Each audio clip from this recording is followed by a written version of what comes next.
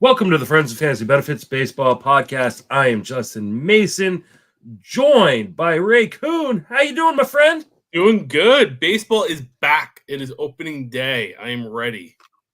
It is. It's here. It's finally here. This is like Christmas morning for baseball fans, right? Like, we've been waiting, we've been preparing, we've been wrapping our presents, and now we get to open them.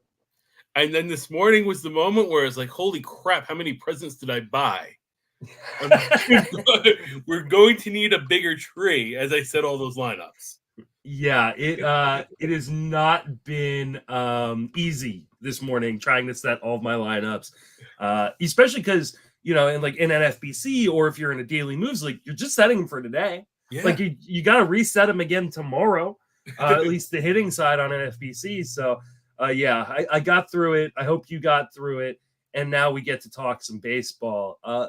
For those who haven't seen Ray before because you haven't been listening to the pod for an extremely long time, Ray, you and I used to do podcasts together, and we've been talking for a while about getting something going again. So this is going to be our day. We're going to talk baseball on Thursdays, and we'll usually kind of cover some news and notes, maybe some interesting topics, and then maybe start getting ready for early FAAB, because if you're anything like Ray and I, it means you have a ton of teams and you need to get ready for FAAB early. So that's what we're going to do today. Sounds good. I'm ready. I'm here for it. Let's start with one of the big pieces of news. Jordan Montgomery finally signed for a team just before opening day. I thought he was going to wait till after opening day. He made the decision he's going to sign with the Diamondbacks. What are your thoughts on Jordan Montgomery? Do you have any shares from your draft? If he's available in a league for some odd reason, would you pick him up? 100% I'd pick him up, because most likely, unless you drafted this morning, and even still, it's probably knock on wood, you probably drafted somebody that ended up on the IL after you drafted them. Depending on when you drafted, you might have more than a few players. So I think ultimately it depends on your roster composition. If you're in a league where you have IL spots, you have a deeper bench, and you can afford to hold them, by all means. But if you're already holding a few guys that are opening on the IL, then it might not make sense to throw him on knowing that you're going to miss a few weeks of them. Yeah, it's probably going to take him a little bit to ramp up. But, I mean, I love this fit. The Diamondbacks have one of the best defenses in all of baseball, infield and outfield. It got better this offseason with the addition of Eugenio Suarez. I know Suarez gets like a bad rap as a defender. He's actually a really good defender at third, and people kind of don't realize it because he was such a bad defender at short early on in his career that people kind of give him this negative label. Plus, you got that awesome outfield with Alec Thomas and Corbin Carroll. I just think it's a really, really good fit. Good park to pitch in. Good team's going to get wins. If he is on your wire right now, he is a must add, I think. Yeah. I think he has to be, especially, like I said, depending on the roster composition. I mean, I think in a lot of, it's probably just shallow leagues where we're having this conversation, and that's a situation where you're in a better spot that you can hold somebody like a Montgomery. Yeah, absolutely. Matt McLain, this is such a weird offseason for Matt McLain. He was coming in. They said he was healthy, and then he got the oblique strain, and then he was healthy, and now he has a shoulder problem. And then, without warning, it was like, hey, we don't know if he's going to be ready for opening day. And then it's like he had shoulder surgery. There was no announcement he was going to have shoulder surgery. It just happened. Now the Cincinnati Reds are saying that they are hopeful to get him back at some point this season. That doesn't make me feel hopeful. Where are you at on Matt McLain? Is he an easy drop? I don't know that he's an easy drop, but it's getting to that point where he might be, depending on my team. I think if I'm in a jam, then he's probably an easier drop. But if I can withstand having him on my bench, maybe I will. But at some point, I think it pains me to say, but I think NFBC, can you really go 2-3 months without having him, without having that roster spot, without being able to stream pitching, without being able to speculate on saves based on the closer landscape so far this year? I think it's going to be very hard to do that. Yeah, I think he's an easy drop. I just, when the team says they're hopeful they can get him back by the end of the season, that to me says there's not a guarantee he's back. Usually teams are a lot more gung-ho about the timeline. They're like, oh, he'll be back in the second half, or he'll be back, we're hopeful he's back this season. Tells me that there is a large possibility that he is not back. And the type of injury, too. The fact that it's a shoulder injury, so what power is he going to have when he does come back? That makes me a little more concerned. I mean, the one thing is, as this news was kind of breaking, Jonathan India started moving up my draft board. Mm-hmm. And now I was like, all right, he's going to about lead off. It's not going to be a situation where we have to worry about his playing time, although maybe it would have been nice for versatility. But now it's like, all right, if India can stay healthy, there's some value there as a 2020 guy. Yeah, absolutely. I think India is one of those guys that if he's still available in some of your shallower formats, you should be picking up, leading off for the Reds today. So, Yes. And in my DFS lineup as we speak. I'm bummed. I really like Matt McLain. Like, he was a guy I high up on my boards. I got him in a lot of early drafts, but the moment we started having injury problems, I kind of like got scared away, and I'm glad I did, because I think this is probably not going to end well for him. Yeah, I'm thinking his time on my turf team is going to, for the Earth League, is coming to an end, unfortunately. Yeah. Mike Yazstremski is not playing this weekend as he is expecting the birth of his child. Obviously, you're not doing anything with him in terms of dropping him or picking him up. He's still available. But I say this for deeper league guys, Luis Matos might get some playing time this weekend. So if you're looking for a quick, easy stream in a deeper league, he's not in the lineup today, but Matos could be in the lineup this weekend. And the thing with Matos is, if he has a little stretch where he gets hot, I mean, Yazstremski is not anyone that I would say he's going to get his spot back unequivocally. Matos could find his way into playing time if he gets off to a hot start. Yeah, I think he could. And there's a lot of upside in Matos. He's a former top 50 prospect. There's, he had a really, really, really good spring.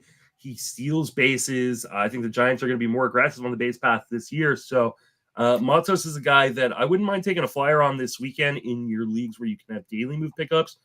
I don't know that I'm fabbing him necessarily in deeper leagues this weekend, but for those of you who can pick up guys just off of the waiver wire, might not be a bad stream candidate this weekend. No, I mean, maybe throw a buck on him, but that's probably about it. If you have an easy drop in a shallower league and you can throw a buck on him this weekend, maybe do it. But other than that, it could be a situation, and there's probably a few other guys that we're going to talk about later on today, that it's the same situation where they could get off to a good start, but you have to resist the urge to go all in. Yeah, absolutely. Tony Kemp signs a major league deal with the Orioles. I mean, when you can sign Tony Kemp, of course you got to send Jackson Holiday down. Of course. I mean, I get it.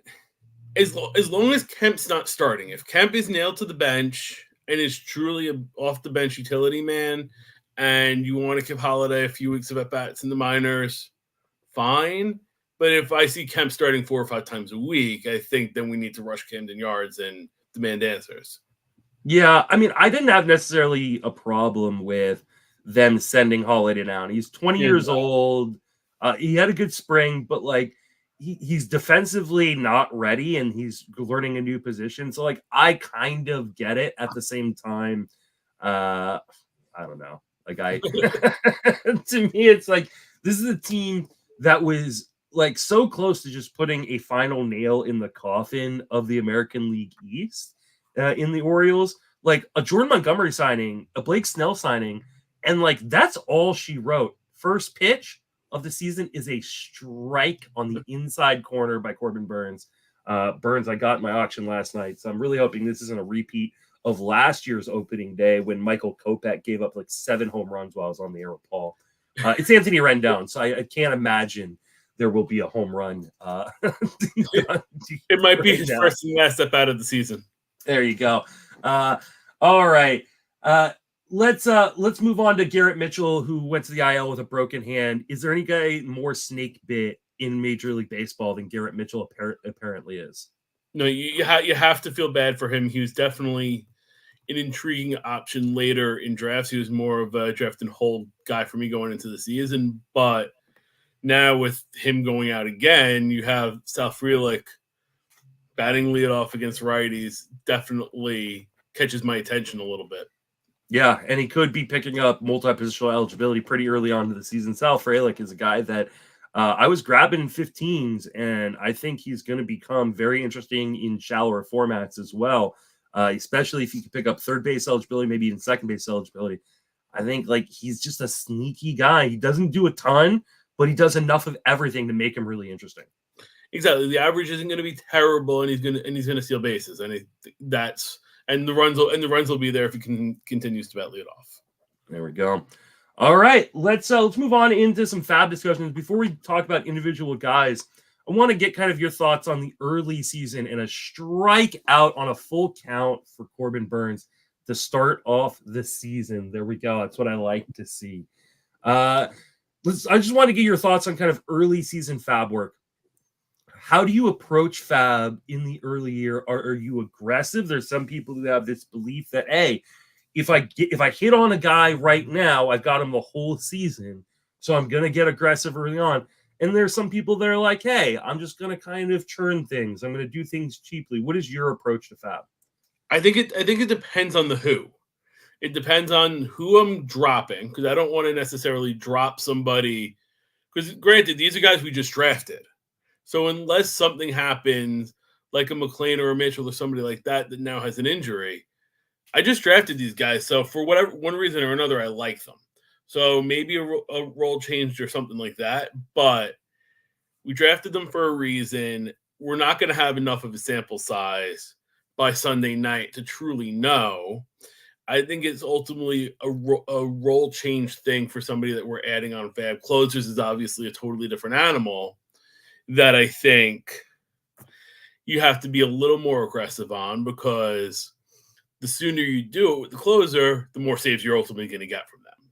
So from that perspective, if you go hard week one, you're going to get the full benefit all season. But by the same token, if you do it incorrectly or aggressive for the sake of being aggressive, then you're going to lose that FAAB if someone else comes along a few weeks later. Yeah, and I mean, here's the thing. Like, even like the early season closer changes and another strikeout on a curve in the dirt, that was nasty.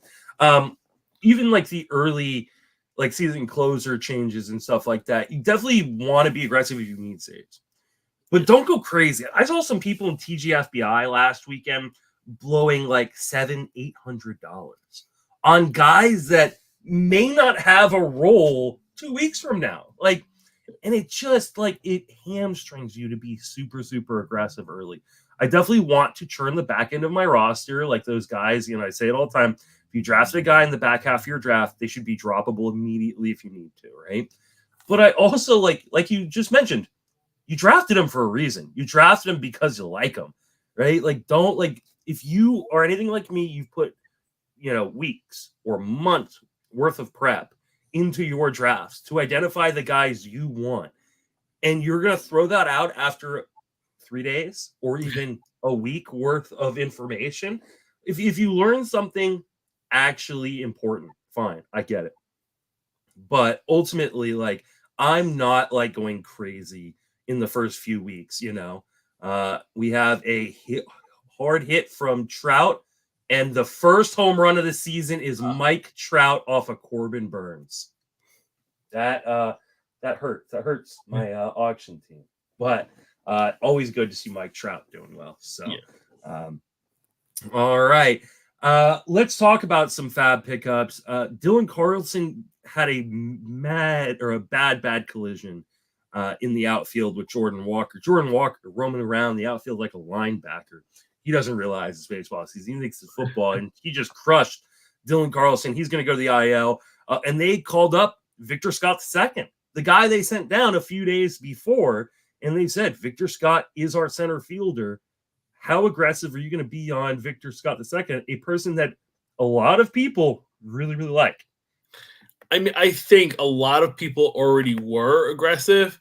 So when I was looking at some of the ownership last night, I think Fantrax Scott's at like 60% of the leagues. So I think a lot of people already grabbed him in last week's FAAB. I think if you're in a league where he's still available, you have to obviously bid on him. But it is telling that the Cardinals did send him down, despite the fact that he hit 300 and was running all over town in spring training.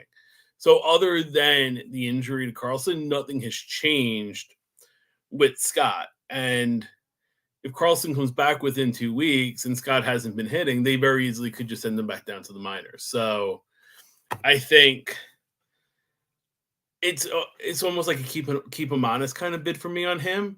I'm not going in the $100, $200, $300 range on Scott, just because there's that concern of, yeah, he could hit 200, go back down to the minors when Carlson comes back. I mean, again, he could run all over town and steal 40 bases, and then it's a different conversation. And there's no way of really knowing if you're going to need stolen bases. You draft your team expecting to potentially have enough stolen bases. Maybe it was a shortcoming coming out of the draft, and you're going to go a little more aggressive. But I'm not too all in on Scott.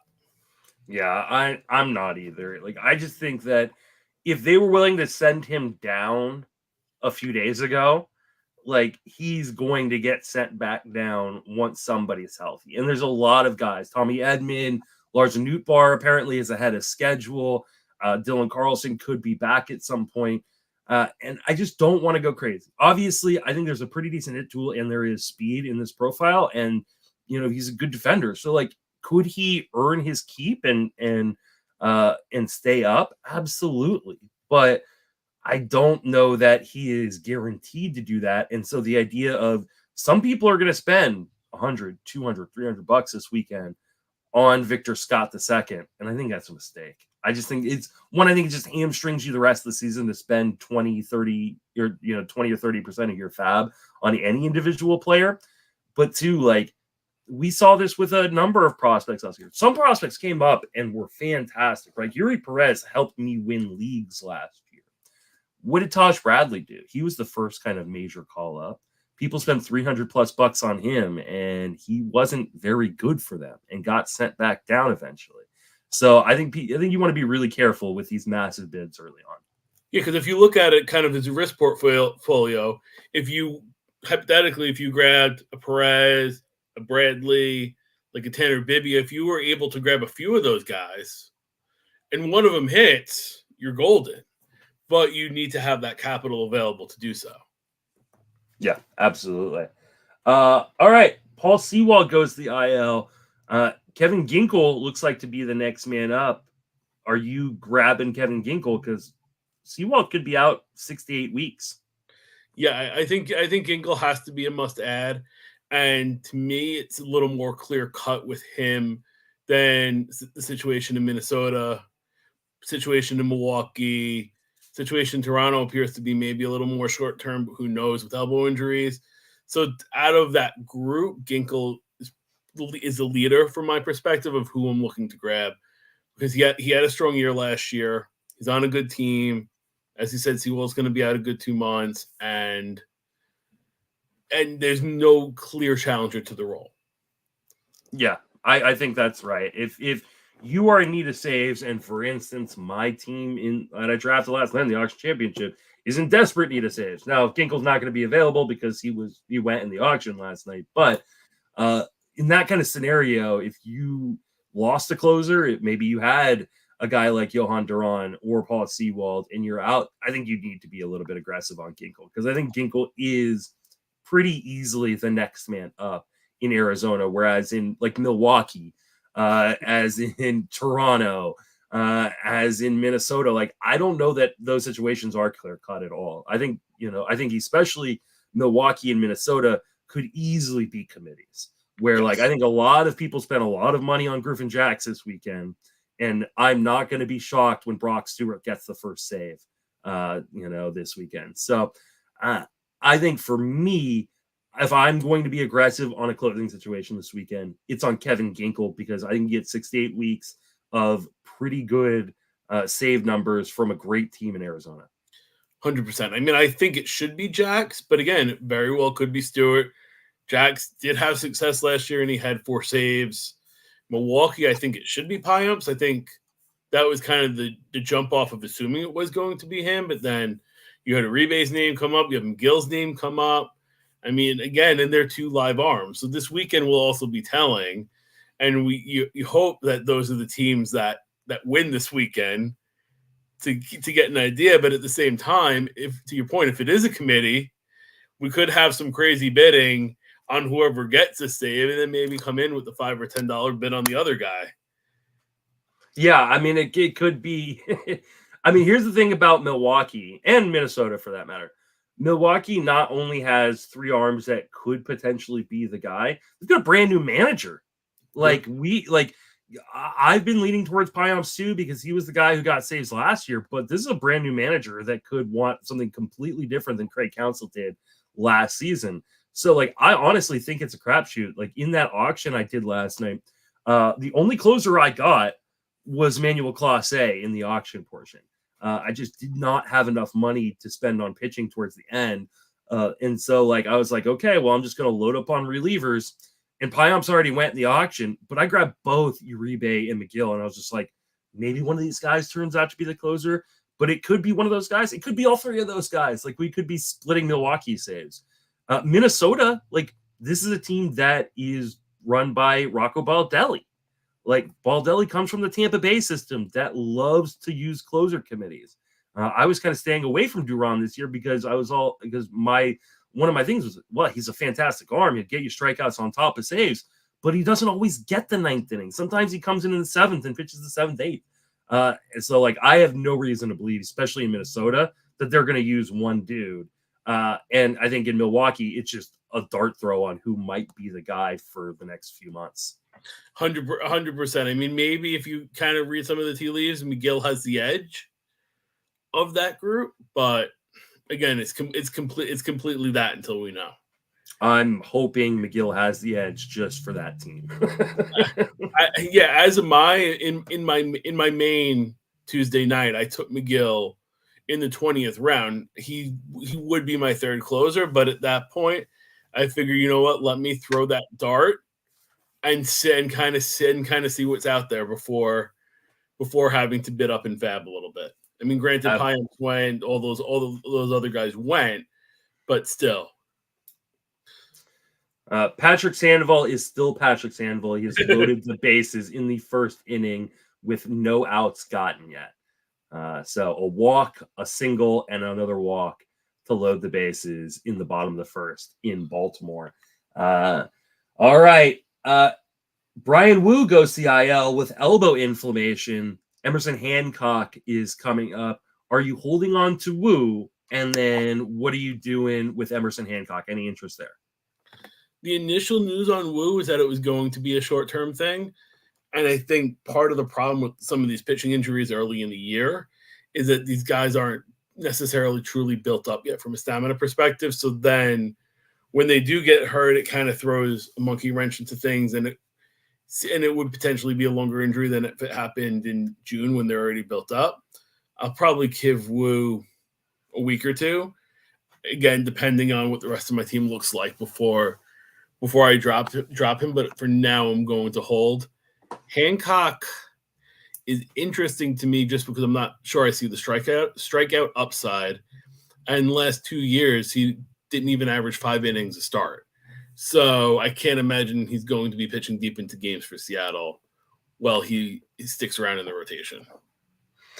Yeah, I'm not super interested in Hancock. I mean, maybe in a really deep 15-teamer, you could take a gamble on a good matchup. If they're going to the Angels, they're going to Oakland, something like that. But I think he's just a streamer at best in deeper formats. Woo, this is one of the reasons. Oh, and they got almost a double play, but not a double play. So 1-run scores for the Orioles on the fielder's choice. For me, I was not drafting Woo this year. And one, I don't love the overall arsenal. I think he struggles against left-handed hitting sometimes. But also, he had elbow issues last year. People forgot, he missed, most of August because of elbow issues. And he was going at a place where it's like, hey, I would rather have his teammate Bryce Miller. And now these elbow issues are back. I know that they've said, this is going to be short term. This scares the crap out of me. This absolutely scares the crap out of me. Yeah, and I think the problem is where you drafted him if you do have him. is that you almost have to give it that week or two of just let's see how much we believe them. Because if you did draft them where you had to draft them to get them, then you hypothetically were not concerned about the elbow. So yeah, I don't think anybody was really that concerned about the elbow other than me. Like I just the price on him for me, especially with how deep pitching was this year, it's like I'm always going to go with the guy who was healthy last year over the guy that wasn't healthy when all other things are equal, right? And I just think people looked at Woo as a guy like, oh, he had such a promising first season. He's gonna progress. Not every guy progresses, number one, and then number two, like elbow issues. Stay away from elbow issues. Yep. Like, I just think it's so scary, especially when this is probably your number 3 or 4 starter, depending on how deep your league is. All right, let's talk about some guys who got the call maybe a little bit earlier than we expected. I didn't think Jared Jones was going to make the team. I really thought Pittsburgh was going to Pittsburgh, but I think he forced their hand. Where are you at on Jared Jones? Is he a must pick up this weekend? Probably a must pick up. Probably not somebody I'm going to end up with, though, based on the price I could see him going for. I mean, again, Bailey Falter and Marco Gonzalez are behind him in the rotation, and Martin Perez is in front of him. So as long as he pitches decently well, I'm not worried about him sticking around since he already made the team. I think there's going to be some growing pains.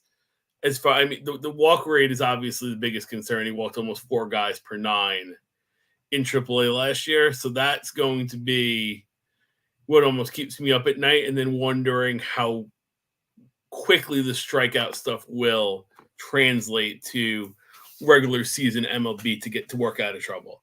That I could see a lot of like 4 and 5 inning starts out of him. It could be tough on the whip, but again, depending on the matchup, he's definitely a streamer. There is potential for more. I just love this stuff so much, and I hear what you're saying. Like I probably shouldn't go crazy. He's a rookie pitcher. He doesn't have a ton of innings in the high minors either. But man, that stuff looks so good. And like you mentioned, like the rest of Pittsburgh rotation after Mitch Keller is garbage. Like, I think Paul Skeen's going to be up soon too. So I think that, there's plenty of room. Bailey Falter, Marco Gonzalez do not need to be in this rotation long term. So I'm all in on Jones. I grabbed him last night at the end of the auction. Really, really surprised I was able to get him for $3 and felt pretty darn good about it. And Westberg hits a single, scored another run, 2-1 Baltimore. I really like Jared Jones. I would pick him up in a 12-team league for sure. Obviously in a 15 as well. And then even entertain it in a 10-teamer as kind of a streaming option. There's just so much upside in his arm. Luis Gil, another guy. I didn't think he was going to make. I knew he was going to make the team. I didn't think he was going to make the rotation. I thought he was going to be a reliever. He's going to be their 5th or 4th starter in New York, partially because they don't have many options right now. Garrett call out and being unable to sign players apparently. Where are you at on Luis Gil? He's another guy that's very interesting to me. I mean, health problems, all that stuff. We haven't really seen it in the last 2 years, but again, guy used to be a top prospect. So he did well in spring. The run support's going to be there. Solid bullpen. I'm okay on giving Gil a shot. I think I don't know that I can do it over somebody like Jones based on Jones's stuff, and I think there's going to be some concern. But I mean, Gil looked great in spring training, but the potential is there. The tools are there. He struck out 23 guys in 15 innings. That's not nothing. Yeah, he looks so dominant in spring. Of course, Cedric Mullins is the guy that gets the out. Damn it, Mullins. Come on. He looks so good in spring that I'm willing to take the gamble. I think this is a high upside arm. The only problem is there has not been a lot of innings on this arm recently because of health, and I just don't know how long he's going to hold up. But especially in your 12-team leagues, things like that, why not take the gamble, right? If he could put together 120, 130 really good innings for the Yankees, probably comes with a fair amount of wins. Just be ready to drop the moment he gets hurt, because he has been hurt quite a bit over the last few years. Oh, yeah. Colton Cowser made the team as well. He's not playing today, but he made the team at least. Are you excited for Colton Cowser at all? I was excited until I realized he wasn't going to play every day, at least initially. But again, I liked him as a prospect. I think it's easy for guys to get overshadowed in Baltimore with all of their prolific youth. I think you can make the argument that he should be playing ahead of maybe Austin Hayes, ahead of Ryan O'Hearn, and Matt Castle goes to first. I think that he should be in the lineup. I think he just needs to give the guy a little bit of a chance. But the fact that he isn't an everyday starter at first could benefit you, because people could say, "Oh, I drafted this guy. He had a heck of a spring, shiny new prospect. Oh, wait, he's not really playing first week or two." And then all of a sudden, Hayes or O'Hearn goes into a slump, and Cowser goes out there and runs into a few homers, and things change. Yeah, I think Cowser is one of those guys that they've got a 3-game set, obviously, that starts today versus the Angels. If he only plays in 1 game, I wonder if that does depress his value a little bit. And I'd be totally fine with that. Because I really like Cowser. Cowser is a former top 10 prospect. He's the epitome of the post-hype prospect, right? Because the fantasy industry, what they do every year is a prospect comes up, prospect struggles, prospect doesn't perform the way you want, and the fantasy industry writes a lot of these guys off. Josh Lowe last year was one of these guys who was nobody cared about coming into drafts last year, because the prior season he had a call up and he struggled, right? Colton Cowser is a top 10 prospect in baseball. There's power, there's speed. He's a very, very good defender. And you know what? Austin Hayes and Anthony Santander aren't very good defenders. So I could see Baltimore, especially if there's some miscues in the outfield, going, you know what? Cowser may be a little raw still, but we're going to give him a chance because at least he can play good defense. I think this is one of those guys that I took dart throws on, and I'm going to be a little patient with, because Hayes gets injured all the time. Mullins has been injured a lot. There's Ryan O'Hearn has no business being on the strong side of a platoon at first. I think Cowser is going to find a way in. The fact that he has a few avenues, that they put him on the team to begin with, I think there's a lot pointing in his favor. Yeah, absolutely. All right. We talked about a little bit about the Griffin, Jax, Brock, Stewart debate. You're prioritizing Jax over Stewart? I am. Okay. How aggressive would you be on these guys? I think in my bids last weekend, I was under $100. I was in the 70-80 range on Jax. Yeah, I think most. Right. Maybe $10 or $15 more if it was a situation where I had Duran or Romano or somebody else, and I was planning to use Jax this week. Yeah, I mean, this isn't a Milwaukee situation in terms of I don't think Devin Williams comes back. If Devin Williams comes back, I'm going to be shocked. And if he does come back, it's going to be in August, right? So you're going to get at least half of a season of work from whoever wins the Milwaukee gig, or if a guy does win the Milwaukee gig and it's not a committee, right? Yeah. You're probably only getting 6 weeks, if that, on the Johan Duran situation. And then Duran's going to be back, and then Jax and Brock Stewart are pretty worthless. For me, I'll put bids on Griffin Jax, because I do think if they do decide to give it to one guy, it would be Jax. But I'm probably just going to put maybe $20, $30 or something like that. And then I'll put a similar type bid on Brock Stewart, because I do think this job probably going to get shared. So for me, I'm probably going to end up with more Brock Stewart, even though I might throw a few more bucks on Jax. No, that makes sense. And if we ultimately think it's going to be a job share, whoever you get, go for it. And you're going to get something. Casey Mize made the rotation, to the shock of even my other co-host, Paul Sporer, who was surprised that Matt Manning did not make the team. I didn't think that Mize was going to make the team. I thought he was going to go down, and they're going to kind of like baby him a little bit coming off of Tommy John. Any interest in Casey Mize? Maybe a little bit. As a streamer, I'd probably put him a step above Hancock. But again, we haven't seen Mize in, 3 years at this point. Even when we did see, last time we saw him in 2021, he did have a 3.71 ERA, but his xERA was about 5, and I'm not expecting him to go crazy on the strikeout. So that still puts him in streamer category. Yeah, the problem is Mize just doesn't have a ton of upside. Like, he really needs to volume his way into usefulness. And I just don't know, coming off of a completely missed season, like you said, he only threw 10 innings in 2022. How many innings are they really going to give him in Detroit? Like, I feel like I think I projected him for 90 or 100 innings. Like, and even that feels a little bit aggressive. And you're just not going to get a ton of strikeouts with those 100 or 90 innings. Yeah, I think he's a streamer. I did throw him out for $1 in my auction, and the room went silent. And so I do have Casey Mize on probably a couple teams, but I'm not overly enthused by it. Yeah, I get it. All right. What about Gavin Stone? He made the rotation in a large part because the Dodgers have a couple guys missing. But he was a really, really popular kind of end of draft target for a lot of people. Any interest in Gavin Stone? Yeah, I think I do have interest in Stone.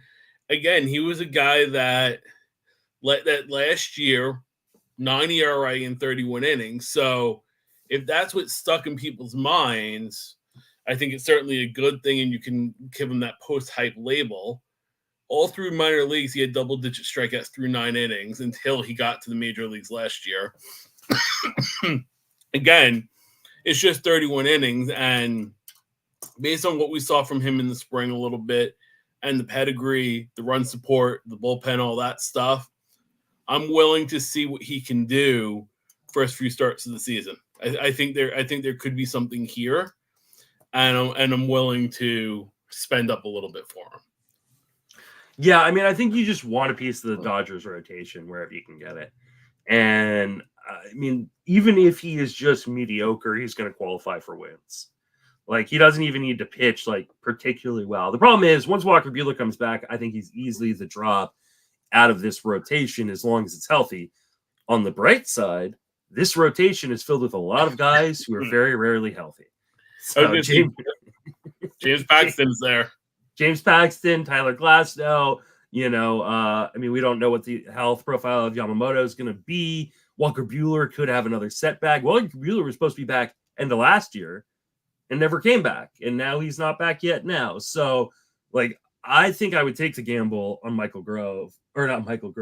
Gavin Stone, and hope that by the time Walker Buehler is ready to come back, that someone else is broken down, and maybe you just get a full season of Gavin Stone pitching decently well and racking up a ton of wins on that amazing team in Los Angeles. Exactly. And what's to stop them from doing a 6-man rotation to keep Yamamoto fresh, to keep all those guys fresh also?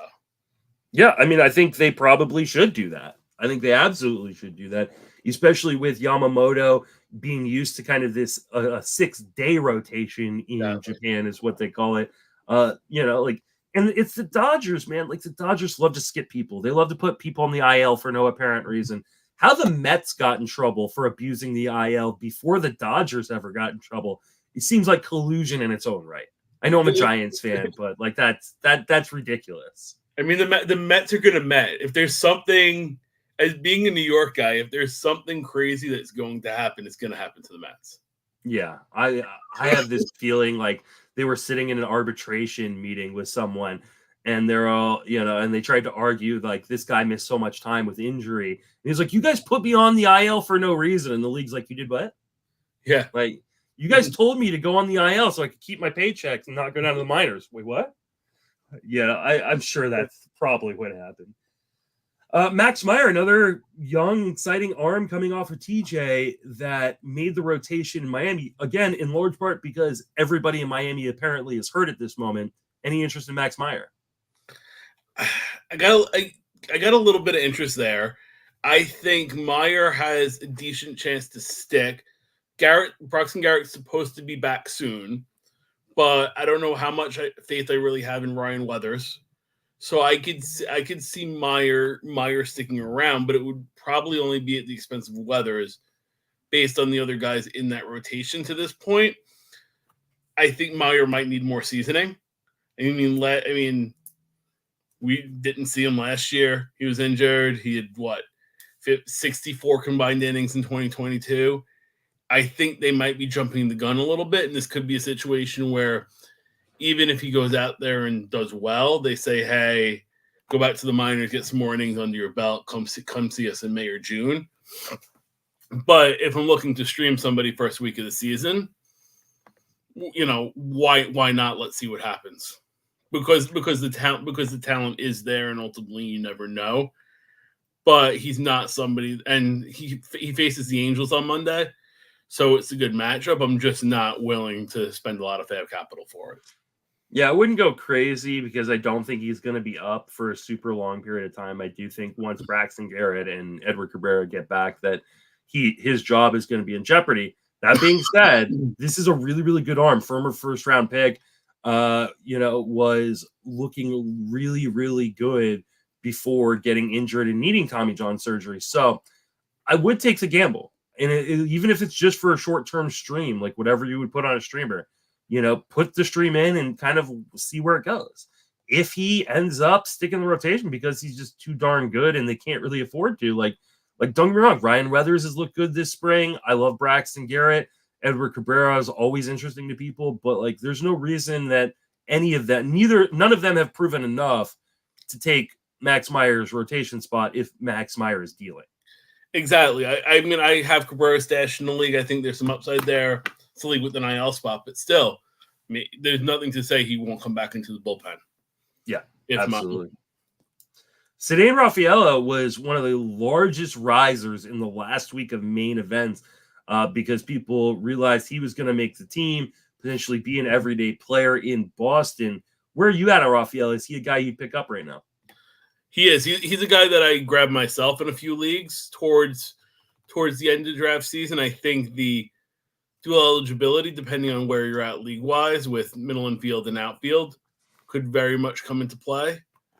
You get some power, you got some speed. The defense is certainly there. I think he's good from the perspective of it. He had 5 steals in spring training, and he has some pop, so you're going to get steals, and he's not necessarily a one-dimensional player. The strikeouts last year when he was up 31.5%, it's a little concerning, and so is the fact that he doesn't really walk.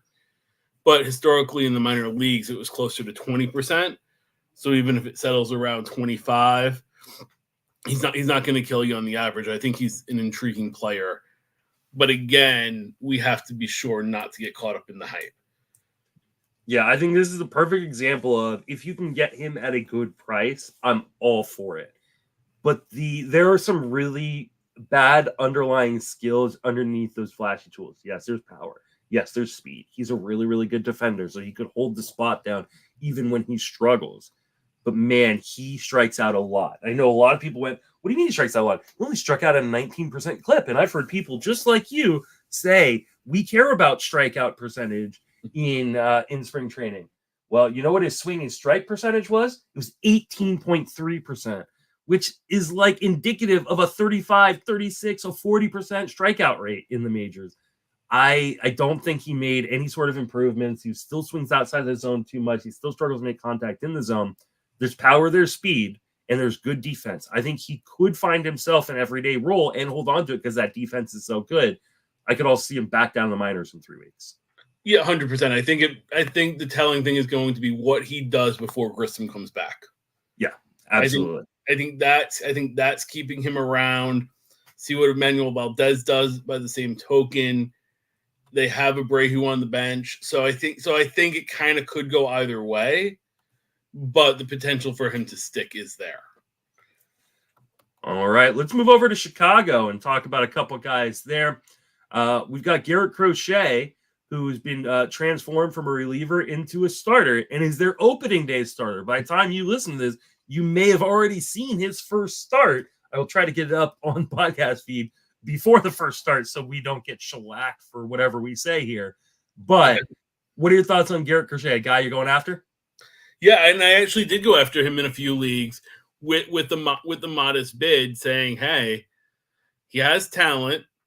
The fact that he's the number one opening day starter doesn't mean anything to me because it's the White Sox. But he was facing Detroit, so that matters to me. He had a strong spring. He was a first-round pick. There's talent in the arm. So as far as 15-team league streaming type thing, I'm all for giving it a shot at $20. Yeah, I actually really like Garrett Crochet. He looks filthy. I mean, I think there's definitely some questions like, hey, how many times can he like turn over the order? Is he a guy who's going to be able to go 5 innings to qualify for a win? Are the White Sox going to give him enough run support to get wins? But ultimately, I want to bet on the arm talent. I think Garrett Crochet has a lot of arm talent, and he's one of those guys, like, if he gets hurt again, if he proves he can't go 5 innings on a regular basis, then he's a fairly easy drop. But, yeah, I really like him. I actually kind of hope he gets blown up this weekend, because if he gets blown up this weekend in the leagues where he's still available, he'll be cheaper in FAAB. I hope he doesn't get blown up this weekend because I've got him on too many teams. Yeah, and I have him starting in a few lineups as well. But yeah, okay. But this is a situation where once we get to that point of the pitching pool, I'm going to bet on the talent. All right, let's finish out with Michael Kopech, another really interesting arm who we probably would compare Garrett Crochet to had he actually worked out, but he never seemed to work out. He's now been moved to the bullpen where people think he's going to be the closer. Do you think he's going to be the closer? Are you investing in Michael Kopech? I had actually taken a few draft and hold darts on Kopech this year before the news came out about him potentially being the closer. I think it's interesting if he does become the closer. I'm worried about whether he has the headspace for it based on what we've seen from him to this point to actually be the closer, because it's more than just stuff to pitch in the 9th inning. But again, this is a situation where the talent is there, the arm is there, and it's certainly more so than a Steven Wilson or a John Brebbia. I know Jordan Leisure has picked up some steam kind of towards the end of spring training, and he has some good stuff as well. But again, maybe I'm interested to see what Kopech can do. Again, it's that kind of situation where I'm willing to bet on the talent and the fact that this guy used to be a top prospect, even though it's a crappy team, and let's see what happens. Yeah, I'm going to take my analyst hat off and just be real. Michael Kopech burned me so bad last year. Just so effing bad. And I just can't forgive him. Yes, he's probably the most talented arm in this bullpen. He probably should be the closer. He'd probably be a dynamite closer. He gave up like 7 home runs in his first start last year. I was watching it live with Paul. It was probably our best episode we've had in years. Because I just cried throughout the entire podcast. And I just can't get on board. I did take a shot on John Brebbia. Brebbia was the guy everybody thought was the closer coming into draft season. He got injured, but he finished spring training on the mound.